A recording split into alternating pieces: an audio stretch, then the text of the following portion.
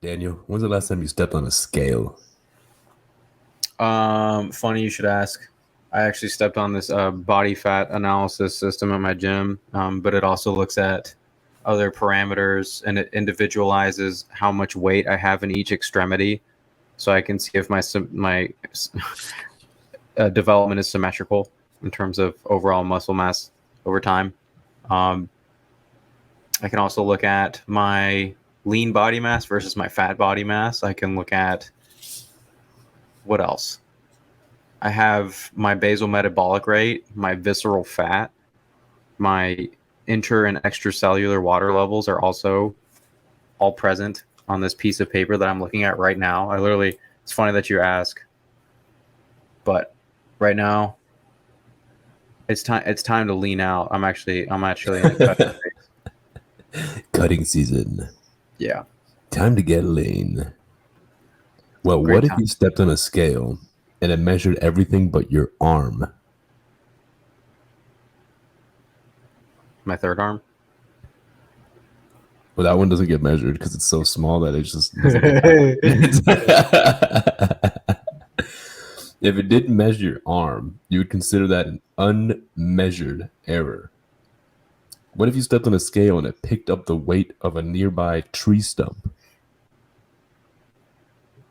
I That's an would even be. bigger error. That's calculating something that's not even trying to measure.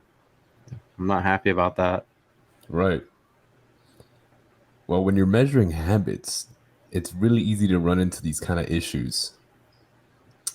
Obviously, everything we talk about today is from the fantastic book called The Psychology of Habit, edited by Bas Verplanken and published by Springer. We're going to be giving our own interpretation of some of the material covered here, but we have been educated by the fantastic textbook available to the public for a fee. Available to the public. You got to pay for it. It's a monies. Available to the public. Why did you make a textbook? Money. All right. So habit measure is the true habit plus the error. Obviously, the true habit are positive measures, and the error, you want to keep that as low as possible. You don't want to have too much error in your measurements because then it messes up the validity of it. And you want to be able to actually have a good grasp of what it is that you're trying, what behaviors are actually correlated to the habit and what behaviors aren't. Which brings me to automaticity, something that you've mentioned on previous podcasts. The process that determines behavior, right? That's a habit. It's a process that determines behavior that leads to habitual behavior, which is the action, right? The process itself is automatic. It's what laymen call like an impulse.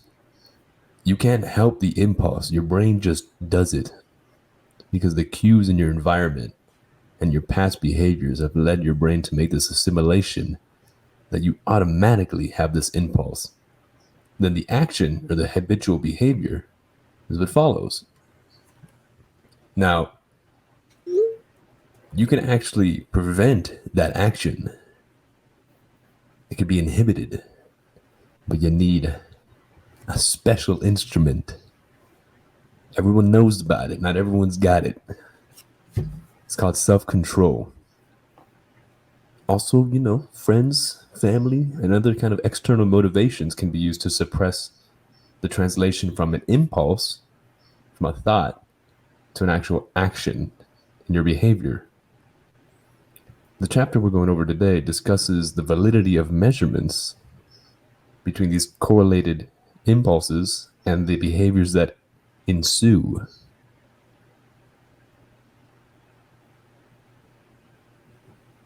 The other day, I stayed up past 12, and once I reached that point of the night, my brain lets go of everything I've learned of how to eat healthy, and I decide it's time to consume some kind of junk food. So I try not to stay up too late. Well, isn't that interesting? How when you start like one bad behavior that takes you off of all of your habits, like it's a cascade effect. Like Those are right. If you It's have like a you night have where good habits to prevent you from slipping into bad habits almost. right, like you know what happens if you have like one of those nights where you've had a couple drinks and then it's like by the end of the night you need Taco Bell or you need like Checkers or some kind of fast food, and then from there you wake up the next morning and you're tired as crap and you don't wake up at the usual time you wake up. You don't go to the Man, gym in the morning. you don't go to the gym. You don't do any of it, man. You don't start your day till like 1 p.m. We're not like that. We're responsible people. That doesn't happen to us anymore. Yeah, We're never done that. never. I just drink water with lemon. That's it. That's the only thing I do these days. I drink. I've drinking a lot of tea lately, actually. I just ordered some tea, actually. I would say the name, but they're not sponsoring us. But next time when I get sponsored, I'll make sure to shout out the name of this tea brand. Bro, Pretty I dope. drink tea that has the same amount of caffeine as a cup of coffee. Black tea? Yeah, man. Yeah. It gets you. It's good. It makes me happy. See, I still drink coffee, though. But I drink coffee in the morning and then tea in the afternoon. I drink pre-workout in the afternoon. before I go to Speaking sleep. of which, I actually am trying to. I have it here somewhere. I wrote like a little cheat sheet for some habits that I'm trying to incorporate. You know, I don't even need the paper because it's really simple. That was the point. I wanted to make it really simple. Habits can be really hard. The more complex you're trying to make a behavior habit association, the harder it is to correlate. I'm going for some easy ones. Every time I eat, I have to drink water. I used to do this, and then I stopped for some reason. I'm bringing it back. Bring back H2O. It's actually good for you. Your stomach, it's capable. You get that water in there, it's gonna make more stomach acid. Don't worry. It'll get the pH levels just right to digest whatever it is you're munching on. And the other one is I'm trying to start. I already drink caffeine, so I want to start doing pre-workout before gym. Because if I have I need a gym at this time, and I force myself to drink the pre-workout, it's over. Like I gotta go now. Yeah, no, You know, you're not gonna like do anything either I else. go or I sit here and I vibrate for 40 minutes. Right. Oh goodness. So going back to habits and the ones we've mentioned, there's some observable things, but when you're measuring a habit, it's not really observable. That's difficult. If I'm counting steps, I've got a pedometer on my waistband, and I've got you counting the steps I take. There might be errors in the pedometer and errors in your counting. You know, you add enough observation methods, and you can really narrow down the error, you know? But that's like something tangible. That's something you could actually count. But with habits, you can't do that. How do you think that people are able to measure this stuff? What's your guess here? Because the behavior itself was that I can't see it. A calendar. Vincent Van Gogh. It's a calendar. It's a checklist. That's pretty good. I can't read it. I'd like to read it. Can you read it to me? I see H2O on the top though. Go you. I could hear it. The paper's speaking to me. It's just it's like my list of habits.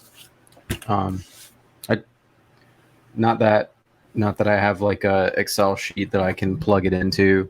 I mean, I could, but I don't. But I use this to basically keep myself in check. So are you measuring the habits themselves, or are you measuring behaviors? Are you measuring cues?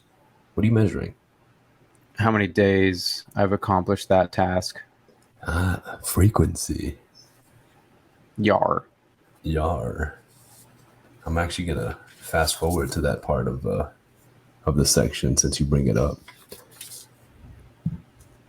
Frequency actually doesn't correlate exactly to habits, and what I mean is not everything we do frequently is a habit, and not every habit is done frequently. So with that being said, the frequency is used to correlate how accurate and valid a measurement is in regards to predictability. Now, they break it down into 3 types of habits. There's the preparation habit, there's habitual instigation, and an habitual execution. So each of these, preparational habit and habitual instigation, those can be measured for frequency, whereas habitual execution is more so scripted irregularity. Now, I'll break it down with some examples. Preparation habit would be packing your gym bag the night before. If you pack that gym bag, there's a frequency increase in the likelihood that you're going to perform that habit the next day. That's a preparation habit. Makes sense. Whereas habit instigation is something like the pre-workout. It's something like eating lunch that day and thinking, I'm going to the gym later. I want a gym today. I ate this Sammy for lunch. I'm ready to burn it with some weights. So it instigates it. That's almost like your example from a few weeks ago when you walk into a hotel and like you see the gym in the lobby, you know? You kind of just think, oh, the gym exists here. I'm gonna hit that. That's that context dependence element. Right. Whereas habitual execution is something interesting. It's like if you go to the gym and you're used to using the treadmill first, you get to a point where like you just hit that treadmill and then afterwards you're like looking for weights to pick up. You know? It's like you just know, you warm up, you do your dynamic stretching, and you just know, if I execute that, next comes the weights. You don't even think about it. It's just like clockwork. It's a part of the habit. So you can break the habit down, if you will, within the behaviors. But you did mention something important, which is they're all context dependent. If the behavior is paired with context cues, the habit will be stronger. And this is something I think we could use in our favor. And then if you have the self-awareness, it's also something very powerful that allows you to recognize what cues lead to what behaviors. You might not fully have the depth to understand the habit itself. You might not have thought about it long enough to really grasp why it is you do what you do. But if you have some kind of awareness, you might recognize the cue. You might recognize the context cue, not to be confused with the context clue. But if you can find those, especially the ones that are strong cues, you'll recognize why that habit is as strong as it is. Because the more times you see that cue, the more frequent that cue is, the more consistent that cue is in your life, the stronger the habit is going to be. Makes sense. I think that's the whole thing with the environmental stability for actually forming habits. The last chapter that we discussed talked a lot about how when you have a stable environment, you're much more likely to actually form habits. And I think that ties into this whole talk that we're having right now about context cues. If you have an environment that lends itself to the same cues that you'll see on a day-to-day basis, I think that's going to make it more likely for you to actually carry out that habit, and the whole mental loop that goes with, oh, I see this, and then immediately you go into the whole habit cycle. So the whole environment that you place yourself in, I think that's a key piece. Long story short, No, keep it long, dude. keep it long. I just think it's really important to have like an environment where you wake up and you can kind of predict, like, you're going to be able to get out of bed, and then like your floor is not going to fall out from under you, essentially. Like you're able to wake up and you know that there's nobody that's going to get in your way of trying to do the things that you need to do. And actually having roommates can get in the way of that. Yeah, I mean, dude, I'm not talking from experience right now. right. No, I mean, we've all had that experience in our past. Dude, it's hard to get yourself to be on your own team, let alone a whole, community, whether it be your local residential community, Imagine trying to be on a diet and then you got your homies that are bulking. Good luck. Yeah.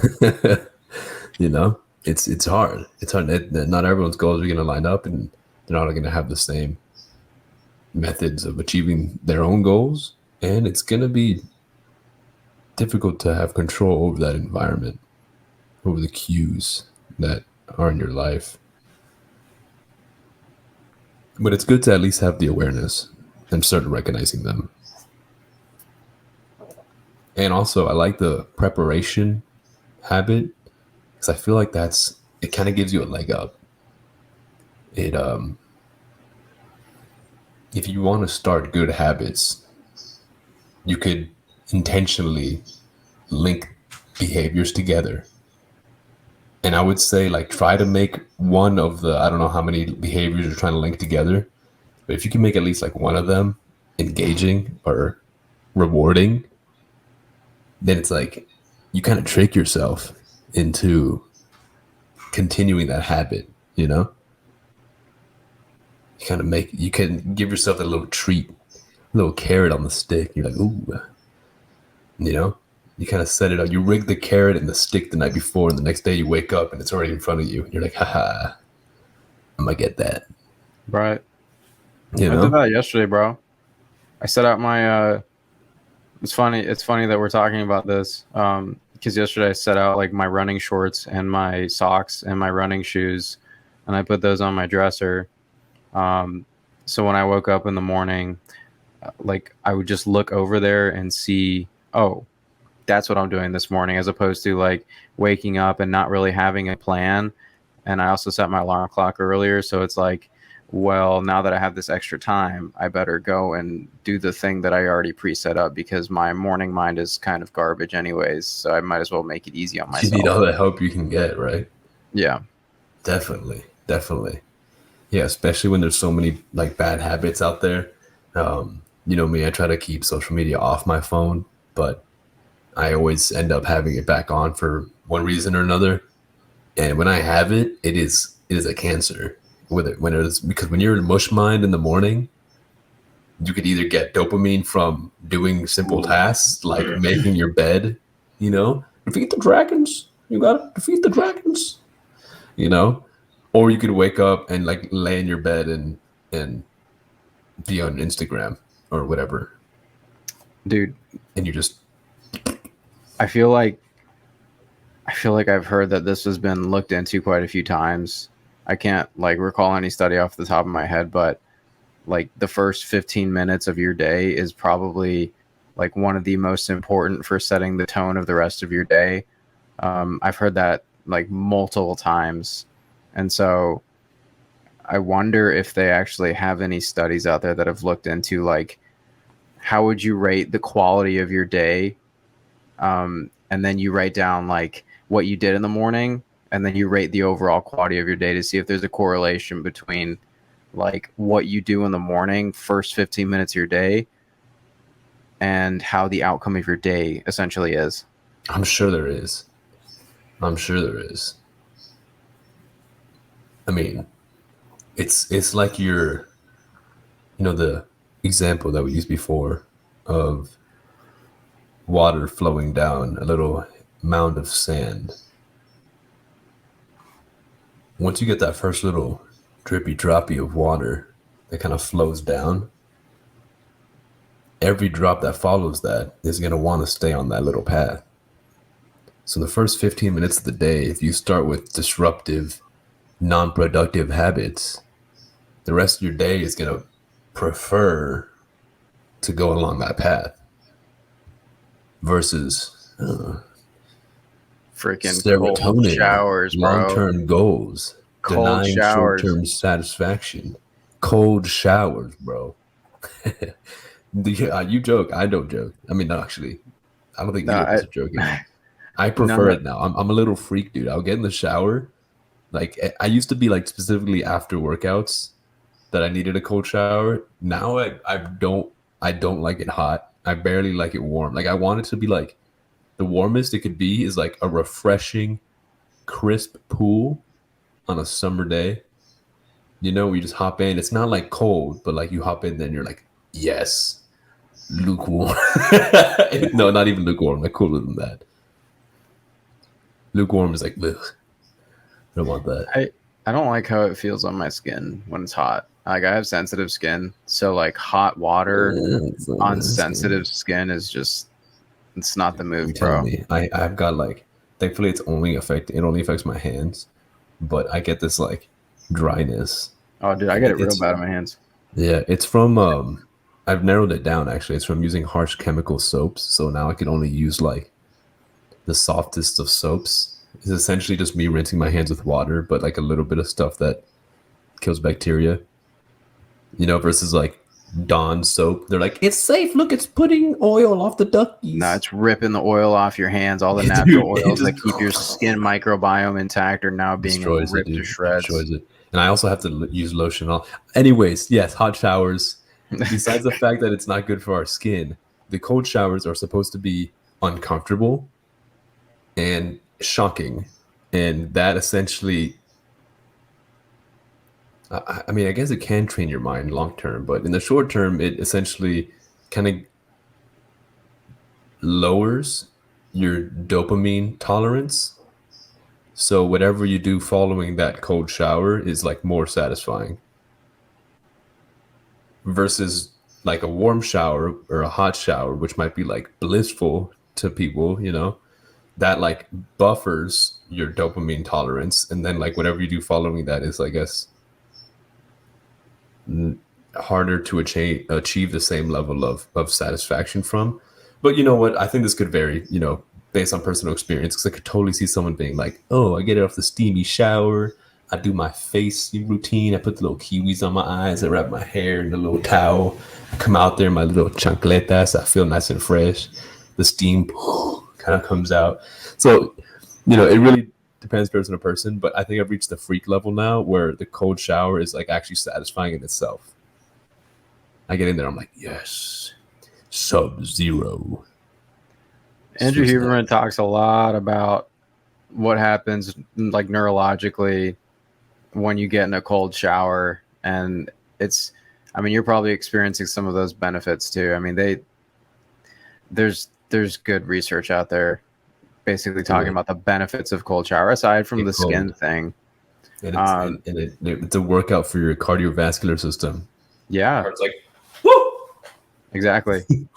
It's got to pump more blood to your peripheral like vasculature to keep your fingers from, it's not that bad, but essentially it's thinking that your fingers are going to fall off because when you get cold to your distal ends, like it causes vasoconstriction, so your heart's like, oh, I gotta pump more.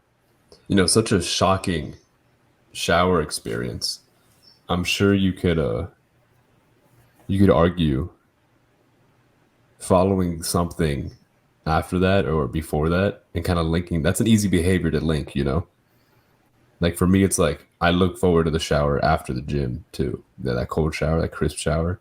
So now I got pre-workout, I got my gym behaviors, and then I also got my post cold shower. You know, those are 3 behaviors. And technically there's also a gym bag somewhere in there that gets packed.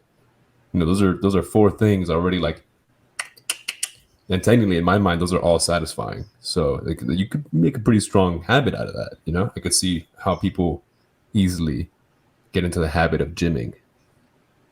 You just got to be intentional with those things that you line up. And that's an interesting one too, because I love the habit of the gym because of how it increases your ability to experience positive emotion throughout the day. Like let's say you're somebody with a pathological like like a depression, a pathological psychological state. Like depression successfully operates, or I'm sorry, the gym successfully operates as like a medium tier antidepressant. And so essentially the gym it like supercharges all your other activities throughout the day. Like you just putting your gym bag on the side in the morning is supercharged by that gym workout you had the past few days, because you're improving your overall neurochemistry. Like going to the gym improves your limbic system capabilities. So you're able to feel more positive emotion. And that's been well demonstrated. So it's like it's such a nice habit to link in there, because it's one of those habits that like once you commit to it, it really starts giving back to you. And it's like just the simple act of like setting my stuff out the night before. Now that feels more pleasurable, because now my overall neurochemistry is primed for it. And then I take a cold shower and it's like even more dopamine, dude. Mint.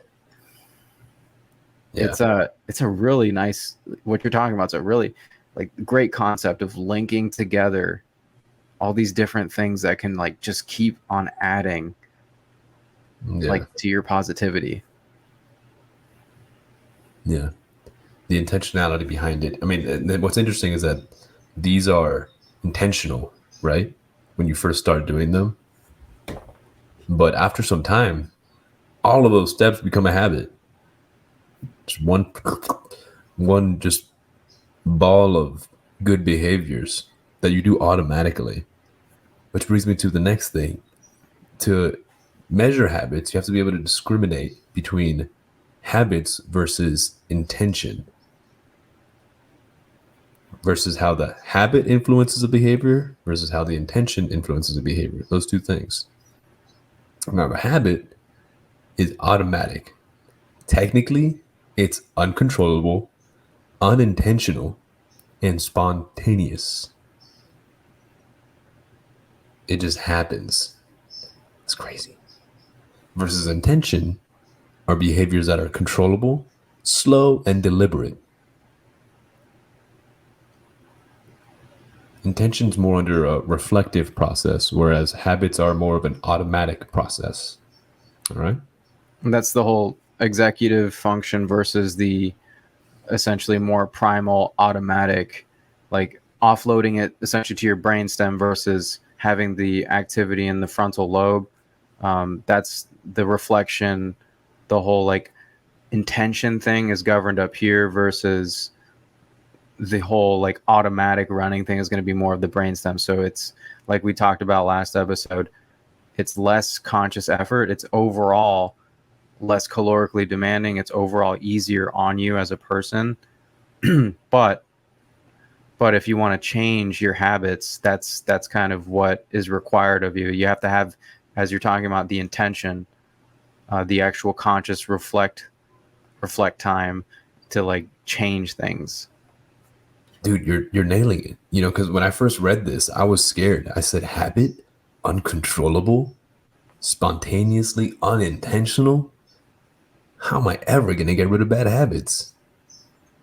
What? How can that be? Now, you have to have the self-awareness, and you have to have the intention of overcoming it.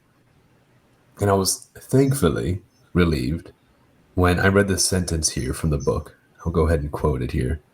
The reflective processing system only interferes, reflective processing being the intentional, right? The reflective processing system only interferes with the automatic system when we are willing and able to engage in more elaborate decision making and have enough self-control to translate those decisions into deliberate action. In other words, we could disrupt the automaticity of habits, but we have to be intentional with how we do it. We have to take that high road of the calorically intense pathway of making deliberate decisions in order to restrict yourself from acting on the automatic impulses that would normally translate into the habitual behavior.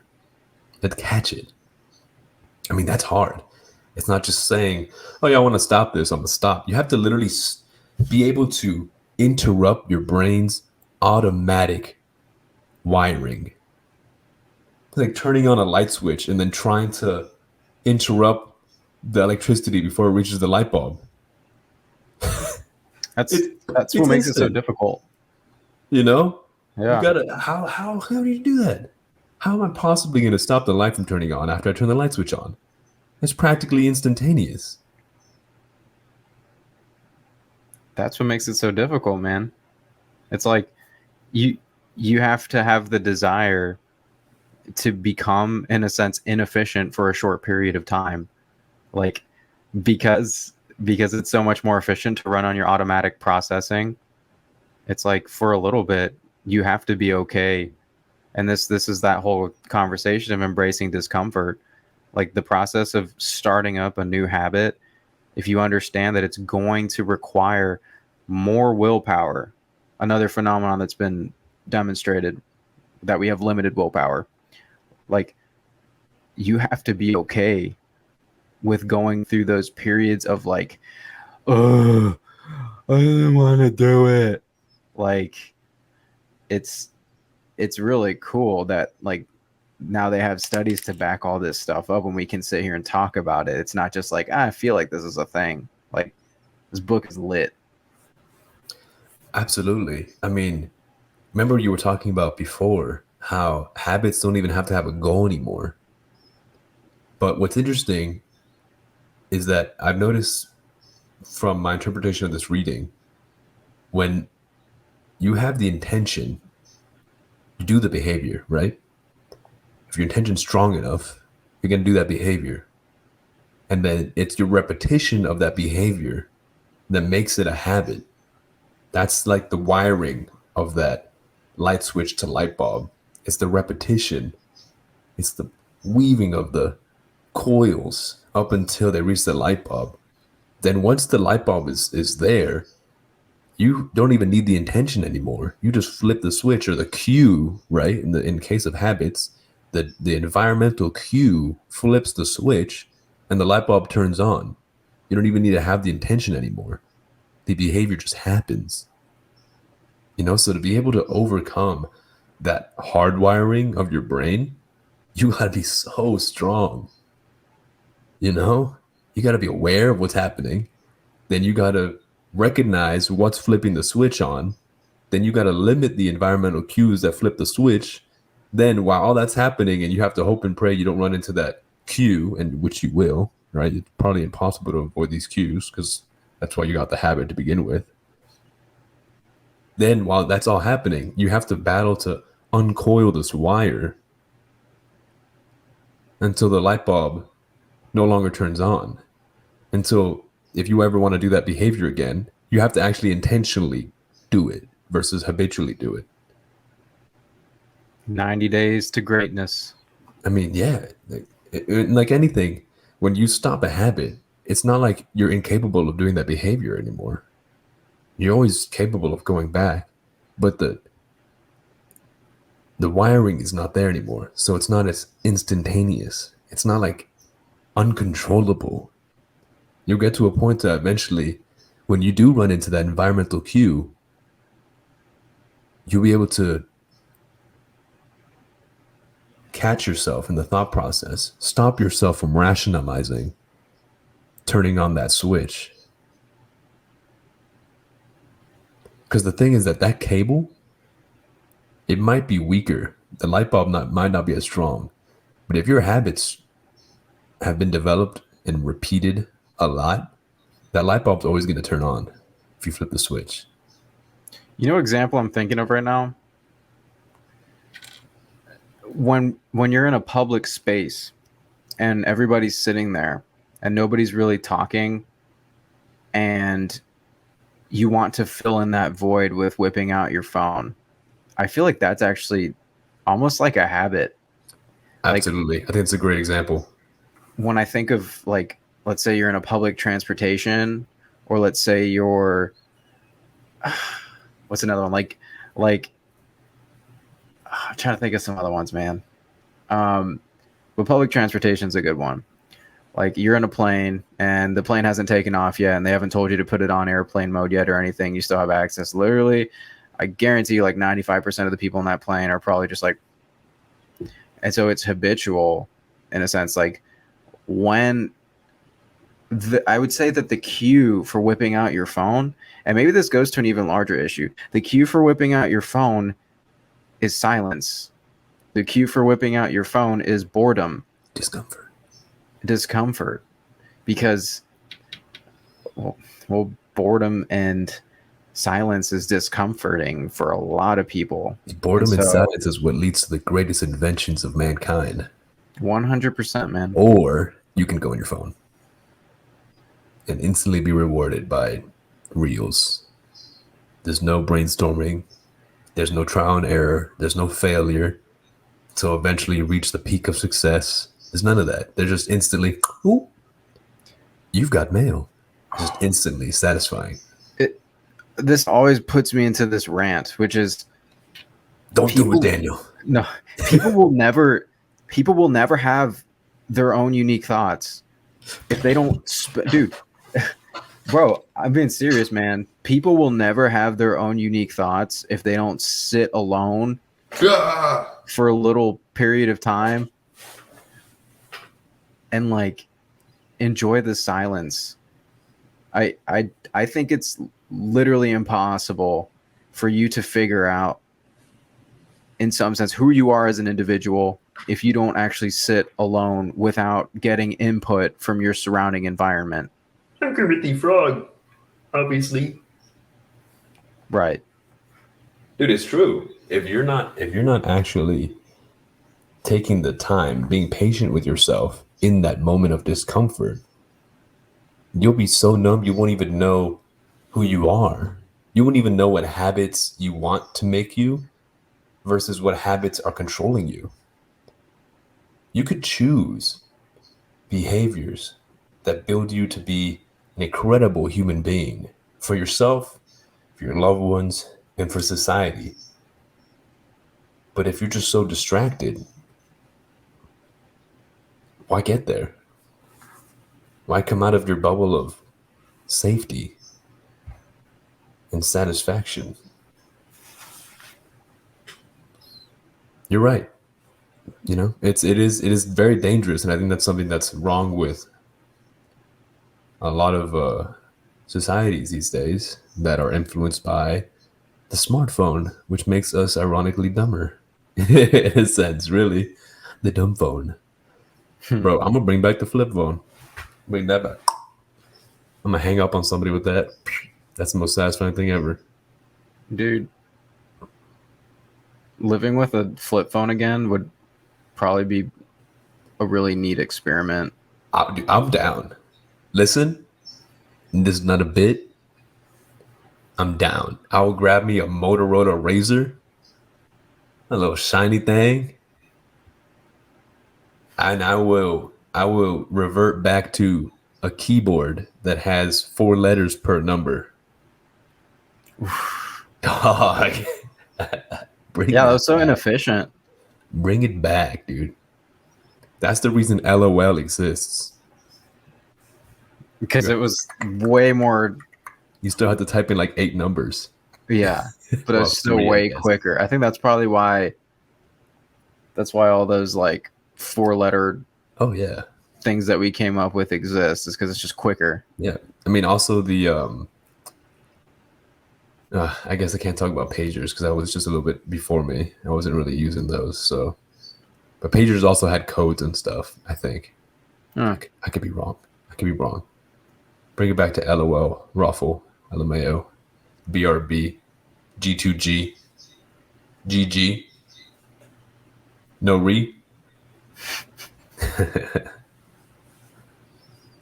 Intention to behavior times repetition equals habit, which bypasses intention for behavior.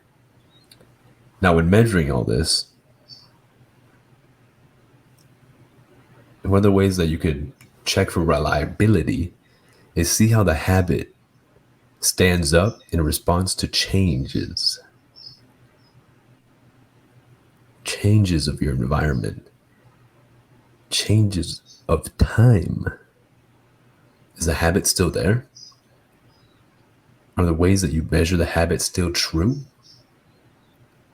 Are the gradual formation of new habits able to be perceived while the degradation of other habits fade away? Do the actual behaviors change? Maybe the habit is still very similar, but the behaviors fluctuate based off of the changes. Habits are resilient, resistant to extinction. Because when the environment doesn't change and those cues are still there, that behavior association will rule you.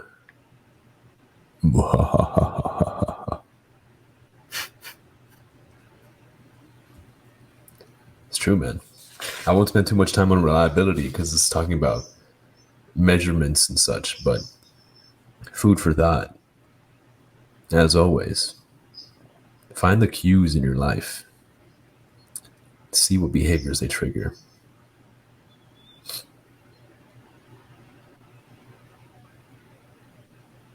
What would you think is a complex behavior for a level 100 monk that has mastered all forms of self-awareness and emotional and physical control? Everything but the metabolism in their body is within their grasp. They probably could do that too. Get some banana onion tea or something from Avatar. What would you think is a complex behavior that they're ready to do? They do it all the time, bro. These monks be sitting there. I feel like at that point, the only thing that could be complex for a Dalai Lama monk would be impulsiveness. To be completely honest with you, bro. Like they'd be so habitual to not be impulsive. Exactly, bro. They're so well regulated in their thought, so well regulated in every process that takes place in their mind that they have maximum control. So it'd be challenging for them to just be impulsive, I feel like, without being thoughtful as they usually are. But they still have to have some habits. Like, there's no way they don't.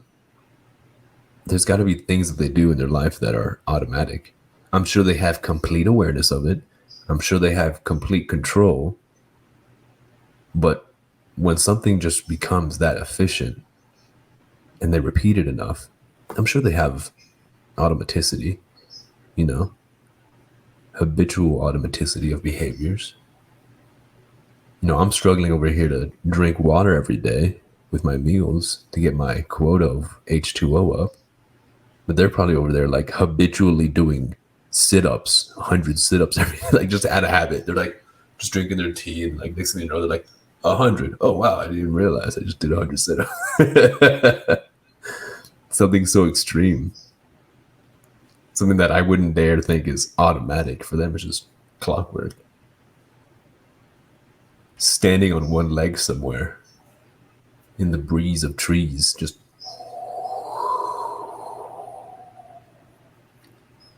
Well, it's not that I don't think monks have habit.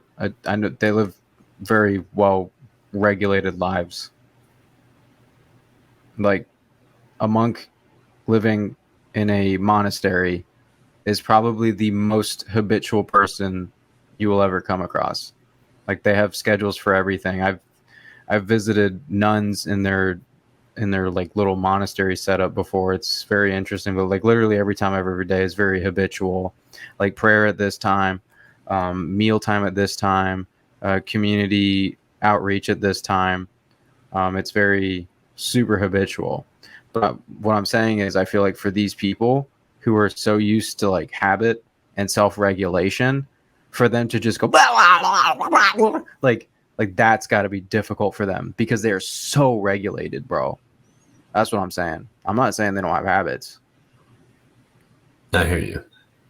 Like They don't dude, act on impulses. They act on very calculated, intentionally ingrained habits that have become automatic through disciplined intention. exactly. And their environment and their context is very much the same every single day, bro. So you know their habits are like really ingrained, bro. Same bed, same freaking monastery, same habits within that same context in the same environment. It's like you ain't leaving these four walls, young lady.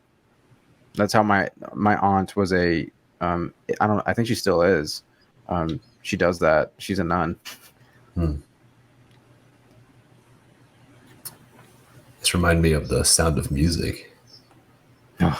Why the protagonist was so hard for her to be a nun, a creature of disciplined habit.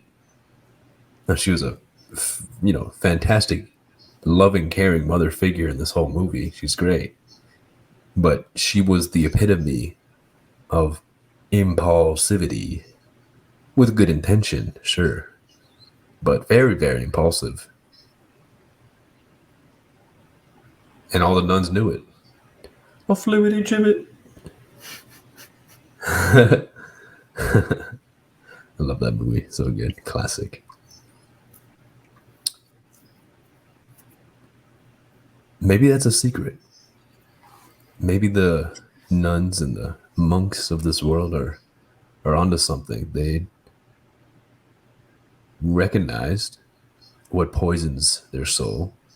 They recognize what is a distraction from their ability to reach enlightenment.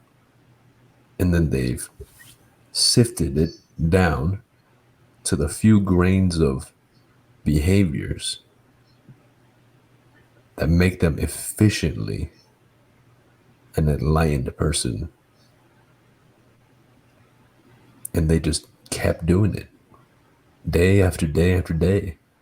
And I'm sure the training courses for, excuse my lack of verbiage, but I'm sure the training of nunhood or monkism, Monkeyism.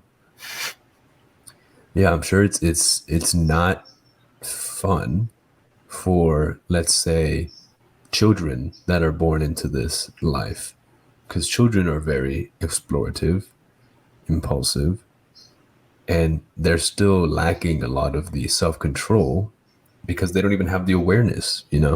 That's what growing up is all about. It's just recognizing what actually you want to do versus what you just do because it elicited a reward at one point, and now it's just a habit, automatic behavior. I like the idea of self improvement in the context of enlightenment through discipline, that these people are kind of living that very intense lifestyle.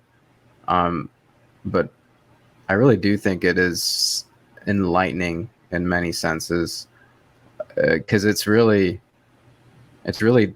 dying to the more animalistic aspects of ourself. It's really saying like nuns they're celibate, like they don't have intercourse, or they really have like very limited food that they consume, very limited variety of food, overall very limited like extra stimulation in their life. So they've voluntarily chosen this. And so I think it's really cool to see people deny the human monkey brain and kind of ascend that. I think that's a human universal, because when we live in monkey brain mode, like you'll sit and reflect on that. Maybe you're not going to do it like within a few days or even a couple weeks, but like let's say a few years, you look down the line, you look back, and you're just like, whoa, what is the trajectory of my life right now? And all of these stupid things that I just keep doing that are really, they're not fulfilling. And so looking at the example that we're talking about, like monks and nuns, like that's like, I do agree. I think they're onto something. If anything, with how much control that they have over their habits, I feel like they'd be one of the best subjects to study when it comes to trying to expand our knowledge of how to measure habits. Because they could probably tell you, you're over here like, I need to create a compass for understanding your habits. And they're like, no, I'll just explain it. Like, here's my logic. Here's the hyper awareness I have of why I do this. And although it's reached a state of automaticity, this is how it makes me feel. This is why I do what I do. Because a lot of times if you're self-reporting, you're just reporting on the symptoms of the habit, the way it makes you feel, the way it drives you to doing a behavior. And I'm sure for them, outside looking in, all these habits they do look so boring, to an overstimulated member of society looking into this world. It seems like, wow, they're so, like, they must be so strong or crazy to give up all this and just do the same boring thing all day. But I'm sure they'll tell you, no, this feels so good. And look at this. I get this incredible satisfaction of life doing the bare minimum. Baking bread for the poor. It's like dopamine rush. Dude, in my flow book, we got to break that book down one of these days, but they talk about nice. like farmers and like factory workers, like, and they love the simple tasks that they're doing. And they hit a very nice state of enjoyment in that simple work. So I think it's totally possible for anybody. Do you think you have to dedicate your life to a already existing traditional set of habits and behaviors in order to reach enlightenment? Or do you think that we're all capable of reaching it? We just have to figure out how our clock ticks and what cues in this world exist that want to make us go in the right direction. Because we only got so many seconds in the day. It's going to go by either way. Whether you're a monk and you're following the traditions set from hundreds of years ago, or you're a simple boyo on a podcast, and you're just trying to figure out, is it possible for me to reach that same level of enlightenment? Does it look the same? Does it feel the same? Does it matter? Maybe it's just about aligning with your priorities, really. And then efficiently, intentionally doing the behaviors that lead you in the right direction. I think that's why it differs so much, to answer my own question. So we all have different priorities, so there's no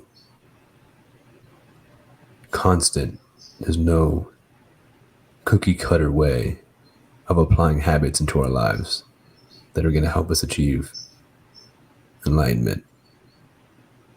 It is what you make it, really.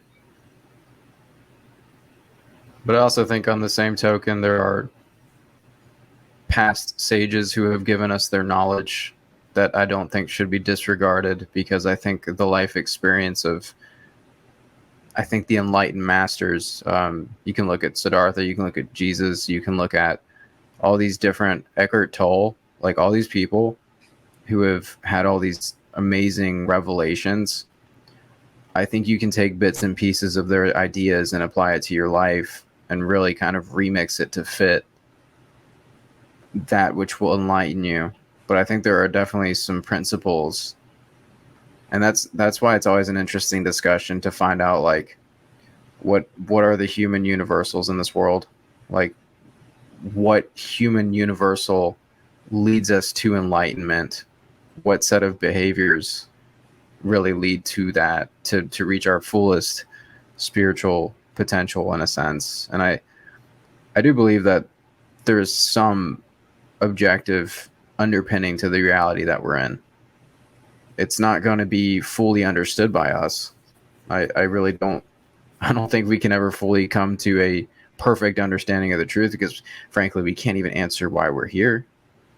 But that's the other neat part, which is you can't answer why you're here, but you can still make meaning out of this existence while you're here. And you can choose to make this life the most, kind of with that discussion that we're having, by picking up very meaningful habits.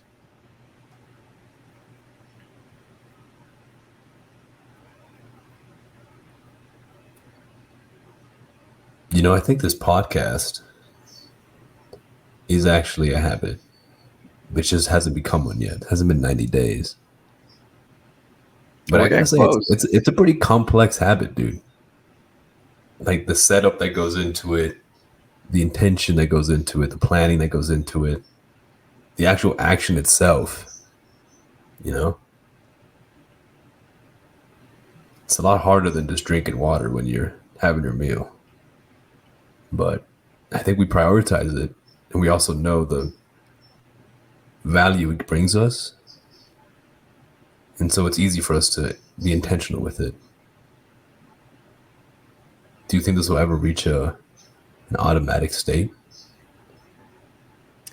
I think as soon as the context is set with enough time, honestly, bro, I think the key to that is the selection of the same time on a weekly basis.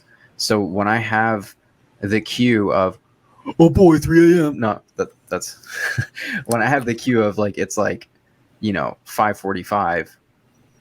I'm like, okay, I know that at this time, every single week, like I get the cue, and it's like, okay, I'm looking at my watch. It's Monday. It's that time again. And after I've done it enough times, that cue will turn into a whole habit.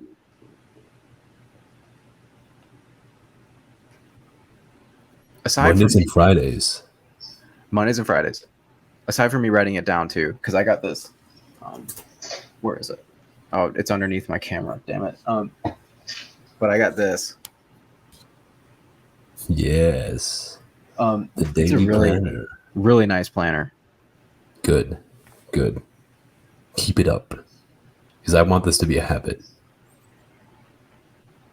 But with that said, I think we're going to continue to challenge ourselves and add new material, so that's never going to reach not every step of the podcast. I think it's impossible for all to be habitual. You know, it's not like we're doing the same podcast every day, right?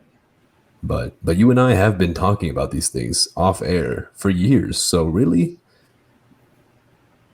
maybe it's a habit already. It done been in there, bro. It done be there, dude. The wire is set and the light bulb is on, bro.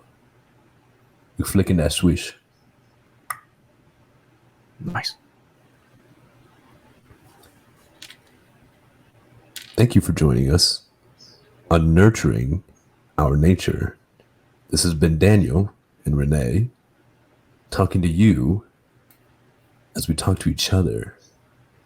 I challenge you, listener, yes, you, that one, experience the habits in your next week. Be aware of the behaviors you do and the cues that led up to it. Just try to pick a few. I'm not asking you to make new habits. I'm not asking you to break old ones.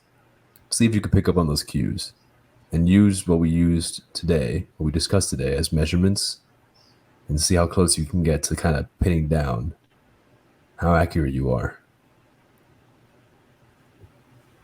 I'd love to hear about it. Really, we have a clubhouse as well, and I think we should start getting our audience on there. And I'd love to have guests whenever they see fit. If they don't want to type on their Motorola, it takes too much time, they could join and speak to us.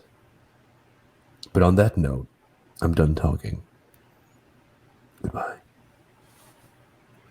Cheers, fam. We'll see you next time.